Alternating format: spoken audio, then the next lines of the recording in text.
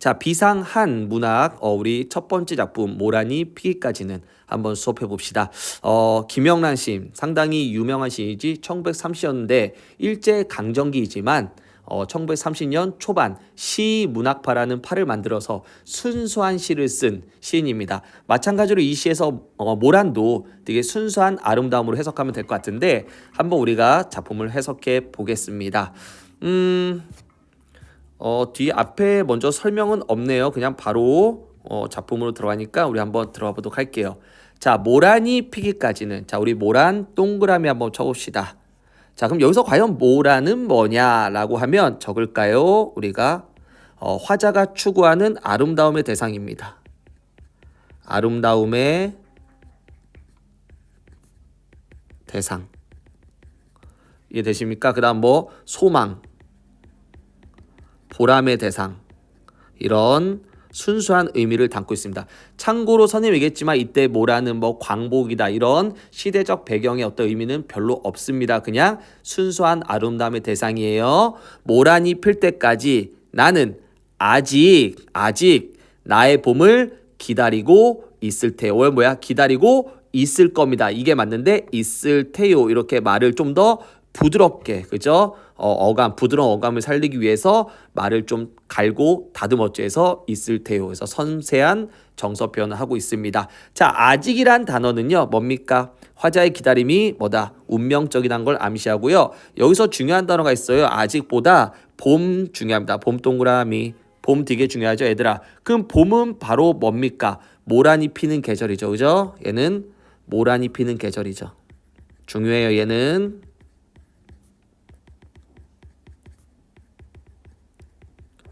그래서 쉽게 얘기하면 모란이 필 때까지 나는 나의 봄, 근데 그냥 봄도 아니고 무슨 봄? 나의 봄을 기다릴 겁니다. 오케이. 그 다음에 모란이 뚝뚝 떨어져 버린 날. 자, 뚝뚝 뭡니까 이거? 우리 음성 상징어죠?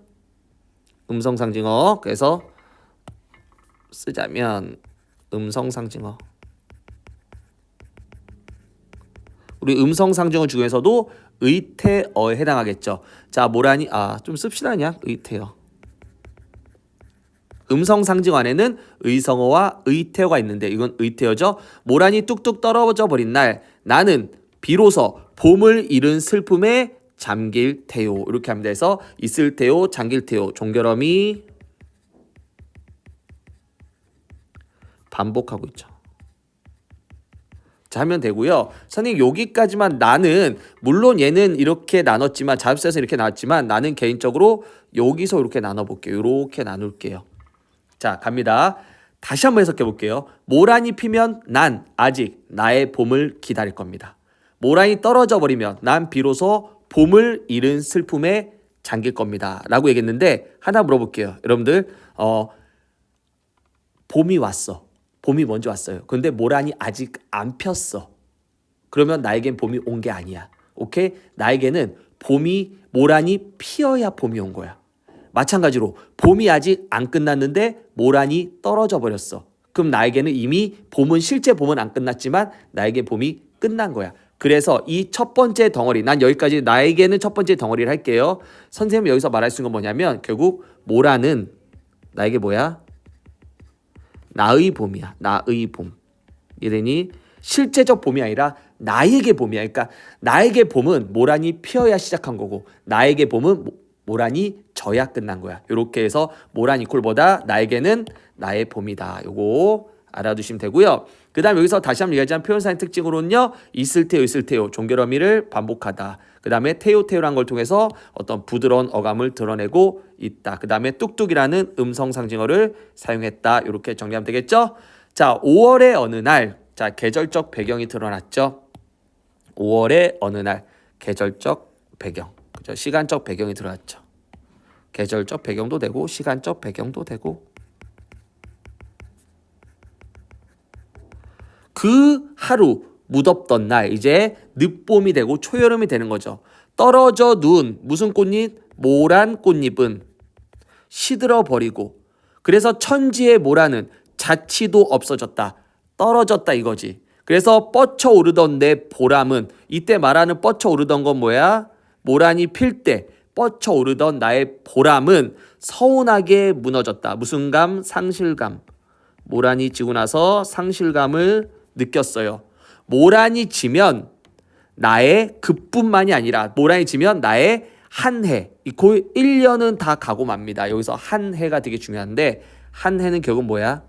1년인데 여기서는 아래 적혀 있죠. 나의 인생 전체예요. 그래서 모란이 지면 나에게 인생 전체가 다 끝나는 것 같아요. 그래서 나는 360일 동안 1년 내내 너무 섭섭해서 뭐한다? 운다. 여기까지 선생님은 두 번째 덩어리를 자를게요. 이해됩니까? 자, 이제 모란이 지면 나는 뭐 한다고요? 365, 1년이 다 끝난 것 같고 360일 동안 섭섭해 온다. 그럼 이때 모란은 이제는 봄이 아니라 나에겐 뭐다? 한 해 이퀄 1년 360일이니까 뭐야? 나에겐 전부다 이거야. 내 인생 전부. 그래서 모란이 지면 뭐라고요? 내 인생 전부가 잃는 거와 잃어버린 거와 같다. 그래서 모란은 그만큼 나에게 소중한 거다. 이거죠. 다시 해석하면요. 갑니다.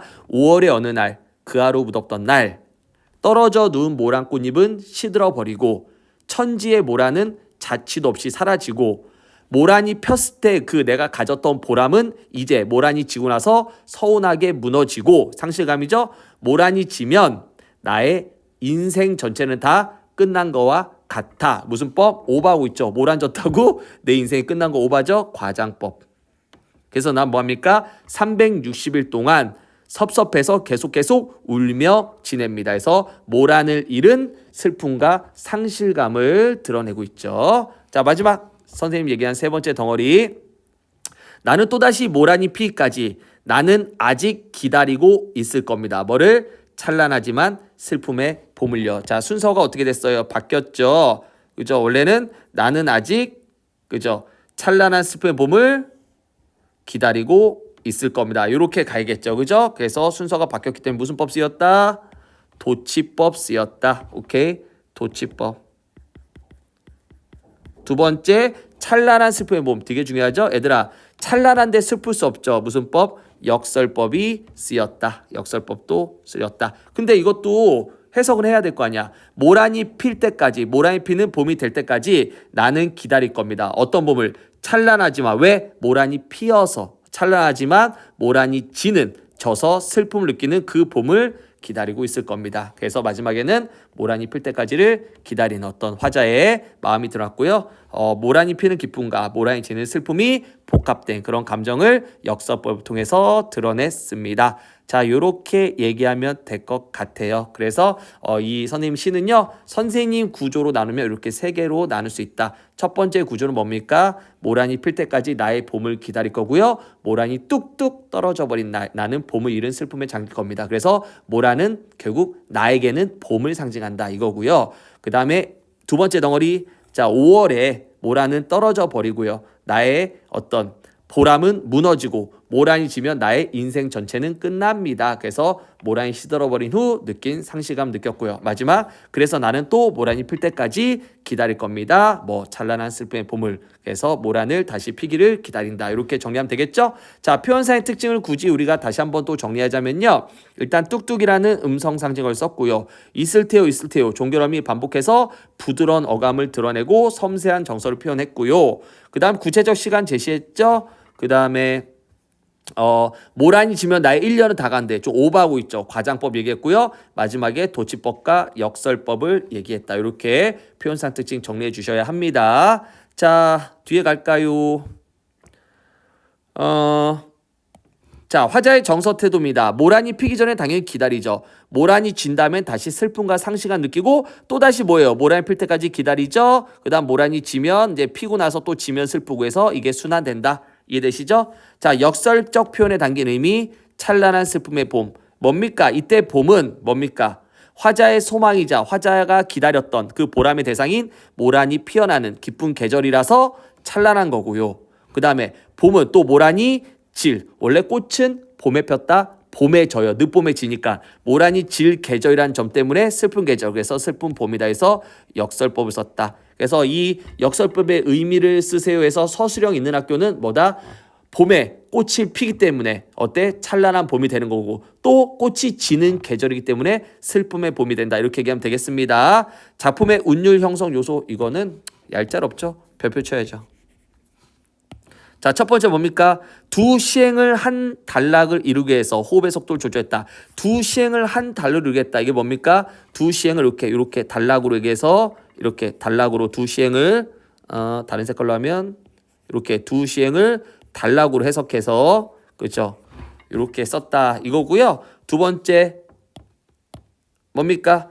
노란 무우 뭡니까? 노란 양말 울림소리를 많이 사용하여 부드러운 느낌 준다. 외우면 되겠죠? 세 번째 모란과 시어져 모란은 시어하고 뭐뭐 태우라는 종결어미를 반복했다. 그 다음 네 번째 처음 두 행을 마지막 부분에 제시하는 수미상. 아이고 선생님이 이거 설명 안 했었네. 수미상관 모란이 필 때까지 나는 아직 기다릴 겁니다. 뭐예요? 봄을 기다릴 겁니다. 요거랑 그 다음에 모란이 떨어져 피기까지 나는 기다릴 겁니다. 찰나의 슬픈 봄. 물론 완전 똑같진 않지만 그래도 비슷하죠. 수미상관은 완전 똑같을 필요는 없어요. 좀 비슷하면 됩니다. 그래서 요거 수미상관이라 한다. 표현상 특징 수미상관이라고 하면 됩니다. 자 이렇게 해서 수미상관을 하는 이유는 있어요. 뭡니까? 여러 가지 특징인데 시적 안정감을 줄 수 있고요. 두 번째는 어떤 시의 내용을 주제를 강조하기 위해서도 씁니다. 해서 이런 두 개의 수미상관의 특징은 정리해 주세요. 시적 안정감과 주제 강조다. 이렇게 해서 수미상관 했고요. 그래서 문학의 미적 아름다움을 표현한대요. 여기까지 했고요. 자, 뒤 학습 활동 가겠습니다. 이 작품을 감상하고 모란에 대한 화자의 정서를 표현합시다. 1, 2행 모란의 피기까지 기다리죠. 3에서 10행 모란이 시들어 사라진 후에 슬픔과 상실감 느꼈죠. 그 다음 마지막은 다시 모란의 피기를 기다린다 해서 자꾸 순환되는 거죠. 피면 기쁘고 지면 슬프고 해서 간절한 소망의 대상이 바로 모란이고요. 다음 어떤 요인이 운율 형성하냐. 아까 얘기했죠. 리을 태유를 반복적 사용했다. 또 모란이라는 시어를 반복적 사용했다. 수미상관 구조를 통해 아까 형태적 안정감 주고 주제를 강조한다. 두 시행을 한 단락으로 이루어서 호흡의 속도를 조절한다. 울림소리 많이 사용하여 부드러운 느낌을 준다. 요거는 다 그냥 외웁시다. 표현사 특징이니까 이거는 외웁시다. 이렇게 얘기하면 되고요. 다음 화자가 다음 같은 모순된 감정을 보인 이유. 모순된 감정이니까 역설법 부분이겠네요. 자신도 이와 같은 감정이 있는지 느껴보자. 자 이것만 할게요. 찬란한 슬픔의 봄. 화자가 모순된 감정을 보인 이유. 봄은 화자에게 소망이자 보람의 대상인 모란이 피어나는 기쁨의 계절. 동시에 모란이 질 것이란 예감 때문에 슬픈 계절이기도 한다. 그래서 이렇게 절망과 희망의 감정이 복합되기 때문에 이렇게 역설법에 표현을 한 거죠. 여기까지. 그 다음 나머지는 너희의 생각을 하면 되겠죠.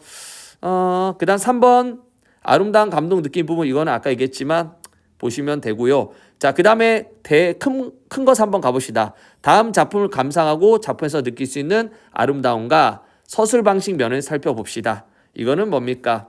이거는 수필이죠. 수필. 수필은 실제 경험했던 사건을 쓴 거죠. 소설과 다르게 소설은 거짓말이라면 수필은 실제 일어날 수 있는 이야기를 쓴 겁니다.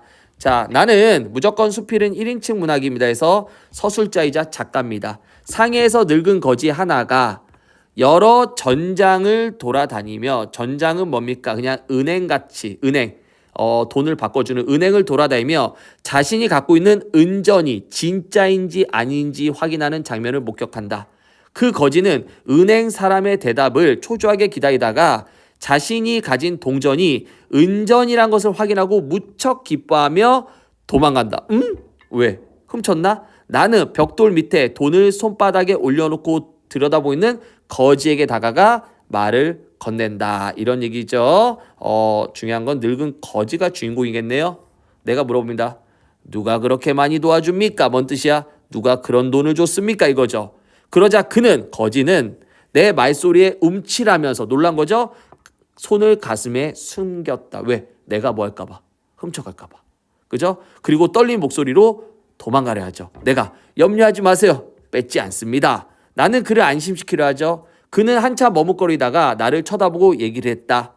이것은 훔친 것이 아닙니다. 길에서 얻은 것도 아니고요. 누가 저 같은 거지에게 1원짜리 줍니까? 각전 한 입도 받아본 적이 없습니다. 각전은 뭡니까 여러분? 각전은 되게 전, 10전, 1전. 얘들아 전 다음에 원이야. 그러니까 원이 더 큰 돈이죠. 나는 전을 받아본 적이 없습니다. 우리 요즘 얘기하면 얘가 지금 갖고 있는 것은 100원. 그리고 그보다 싼 게 10원. 이거를 한 칸 내려가면 10원보다 더 싼 게 전. 그리고 얘가 가진 건 원. 원이죠, 원. 그죠? 10원 다음에 원 다음에 전이에 의해서 전이 가장 싼 거고 그 다음에 원. 근데 얘는 원을 갖고 있죠. 이런. 누가 저한테 이렇게 큰 돈 이런 줍니까? 저는 몇 전 한 입 받아본 적 없습니다. 동접 한 입 주시는 분도 100에 한 분도 쉽지 않습니다. 나는 그냥 한 푼 한 푼 얻은 돈에서 몇십 모았습니다. 이렇게 모은 돈 48잎을 각 전입가 바꿨습니다. 와, 그러니까 한마디로 뭐야? 되게 작은 돈을 받아서 그거를 약간 큰 돈 바꾸고 우리말로 얘기하면 10원짜리 계속 모아서 그걸 100원짜리 바뀌고 100원짜리 또 모아서 그걸 1000원짜리 바꿨다 이거지. 은전을 얻기까지의 과정 티끌 모아 태상 이콜 고생 끝에 낙이 온다. 고진감래지. 이렇게 몇 번 6번을 바꿔서 겨우 이렇게 귀한 다양 한 푼을 갖게 되었습니다. 다양은 옛날 중국에서 유통되던 그 은전이었대. 그래서 다양 한 푼을 갖게 됐습니다. 이 돈 얻으려고 8달이나 걸렸습니다. 여기서 말하는 다양 한 푼 뭡니까? 삶의 목적, 소망. 이 첫 번째 걸 해석하면 뭐랑 똑같습니까? 우리 모란이 피까지의 모란이랑 똑같죠. 그 다음에 또 비판적으로 쓰면 인간의 무력, 집착이고요. 인간의 집념, 의지가 되겠죠. 그의 밤에 눈물 흘렸다. 이때 눈물의 의미 중요합니다. 눈물 뭡니까? 뭐예요? 고생 끝에 은전을 얻은 거에 대한 감격과 기쁨. 우리 모란이 피까지에서도 뭐라 그랬죠? 앞으로 좀 돌아와서 모란이 피까지 뭐예요? 여기 찬란한 슬픔, 찬란한 그지? 이런 찬란한 괜찮아요? 이런 찬란함, 모란을 얻었을 때 찬란함, 모란을 봤을 때 모란이 핀 걸 봤을 때 느낀 찬란함이 여기서도 이 사람이 대양 한 푼을 얻었을 때 그 기쁨, 눈물, 그죠? 똑같은 거죠. 그래서 모란이 필 때까지는 뭡니까? 찬란함. 이거랑 똑같은 거지 모란이랑. 자, 나는 왜 그렇게까지 애를 써서 그 돈을 만들었습니까? 그 돈을 뭐 하려고 했더니 그가 뭐랍니까? 이 돈 그냥 한 개가 갖고 싶었습니다. 상당히 소박한 그죠? 맹목적인 소망이죠. 그래서 나는 거지가 은전을 갖기까지의 과정과 그 이유에 대해서 들었다. 이런 얘기입니다. 핵심 정리 보면요. 수필입니다. 수필은 그냥 여기서는 장르상의 특징은 중요하지 않을 것 같아요. 내가 겪은 과거 이야기를 회상적으로 했고요. 내가 겪은 거니까 체험적입니다. 자, 은전 한 입이고요. 주제입니다. 소망을 이루려는 노력과 그 성취의 기쁨도 되고요. 그 다음 비판적으로 좀 쓴다면 인간의 맹목적인 소유욕과 집착에 대한 안타까움을 쓴 겁니다. 근데 선생님 개인적으로 첫 번째로 해석하고 싶어요. 자, 그 다음에 특징입니다. 담담하고 객관적인 시선으로 대상을 서술했고요. 줄거리 갖추고 있으며 한편의 꽁트 같다. 끝부분에 논평이나 설명을 생략해서 독자의 상상력을 자극했다. 이 정도만 하면 되겠네요. 괜찮습니까? 그 아래 굳이 보자면 완자쌤이 한마디. 이 작품을 읽으면서 감동을 느낀 부분이나 인상 깊었던 부분은 뭐였을까요? 하면 뭡니까? 내용 면에서 남들에게 하찮은 소망일지라도 그것을 이루기 위해 쓴 거지의 집념과 의지가 대단했다. 이거고요. 서술 방식 면에서는 중요하겠죠. 그죠? 거지 행동에 대한 주관적 판단을 배제하고 진술의 객관성을 확보하고 거지의 말로 끝맺어서 극적 효과를 높이고 독자의 상상력을 자극했다. 한마디로 이 거지가 그냥 이거 하나 갖고 싶었습니다라고 마지막에 얘기할 때 서술자인 내가 그거에 대해서 평가를 내리지 않지. 뭐란 거야. 아이 그 어리석은 사람이었다. 이렇게 평가를 안 내리고 그냥 있는 그대로만 썼잖아. 그 사람의 대화라든가 그 사람의 행동 있는 그대로 썼기 때문에 상당히 객관성을 확보했죠. 객관적이란 얘기는 있는 그대로 쓰려고 했다. 이게 객관적이라는 뜻이어서 객관성 확보했고요. 거지의 말로 끝을 맺어서 극적인 효과를 높였고요. 그래서 극은 연극적인 뭐 대화나 행동을 통한 효과를 누렸고요. 독자의 상상력을 자극했겠죠. 독자가 생각해야죠. 그래서 이걸 갖고 싶어서 뭐 했을까? 이렇게. 그래서 독자의 상상력을 자극했다. 마지막 정리합시다. 자, 모라니피까지 유미적이 뭔 얘기냐면요. 아름다움을 추구한다는 뜻이야. 마찬가지로 탐미 똑같은 말입니다. 아름다움을 추구한다. 여기서 아름다움은 뭐야? 모란이죠. 그래서 모란이라는 아름다움을 추구하는 모습을 보이고요. 자, 제재는 모란의 개화와 낙화. 개화, 모란이 피고 떨어진다 이거고요. 그 다음에 모란이라는 소망에 대한 바람과 기다림. 특징 수미상관 얘기했고요. 마지막에 역설 얘기했고 마지막에 도치 얘기했죠. 자, 그 다음에 세련된 시어와 뭐뭐 있을 테요 반복했죠. 부드러운 어조를 통해 문학의 아름다움 표현했다. 자, 1, 2행 모란이 피기 기다린다. 3에서 10행 모란이 시들어버린 후 슬픔과 상실감 느낀다. 마지막은 모란이 다시 피기를 기다린다. 자, 시구의 상징적 의미 펼쳐야겠죠. 자, 모란 뭡니까? 화자가 추구하는 아름다움, 소망, 희망, 보람이고요. 봄은 그런 모란이 피는 시기, 소망이 이루어진 계절이겠죠. 보람 뭡니까? 모란이 피었을 때 느끼는 기쁨이고요. 그 다음 361은 뭡니까? 슬픔의 깊이, 정감의 깊이를 361이라고 뭐합니까? 수치화했다. 오케이? 수치화했다 해서 슬픔의 깊이를 수치화했죠. 찬란한 슬픔의 봄은 모란이 피는 기쁨이라는 찬란함과 모란이 지는 슬픔이라는 어떤 그 슬픔이 복합되어 있는 상황입니다. 자품에 사용된 표현 방법 자꾸 반복하죠. 섬세하고 부드러운 어조 뭡니까? 있을 테요, 잠길 테요, 우입니다. 그 다음 경어체 썼다. 자, 경어체 동그라미 자꾸 반복하는데 앞에서 설명 못했던 게 나오니까 계속 반복하면서 외워야겠죠. 경어체는 높임말입니다. 높임말. 높임법이죠. 그래서 높임법 썼나?